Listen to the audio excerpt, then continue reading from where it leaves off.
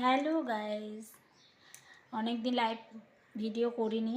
তো আজকে একটা নতুন জিনিস পেয়েছি, সেটা হচ্ছে অ্যাভোকাডো ফল। তোমরা কে কে খেয়েছো অ্যাভোকাডো ফল? আমি কিন্তু কোনো দিন খাইনি। তো এই অ্যাভোকাডো ফলটা আদৌ জানি না টক হবে কি মিষ্টি হবে। এরকম অনেকটা, বাইরেটা এরকম আর ভিতরেরটা এরকম অনেকটা আমের মতো। দেখো, জানি না আদৌ টক হবে কি না মিষ্টি হবে।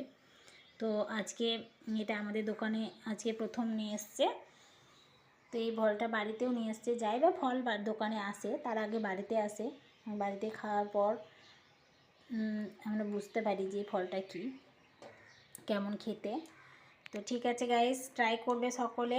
এই অ্যাভোকাডো ফল খুবই ইমিউনিটি পাওয়ার ধরে রাখে এবং রোগ প্রতিরোধক একদম একটা ফল, এবং ভিটামিন সিতে প্রচুর ভরপুর এই ফলটা।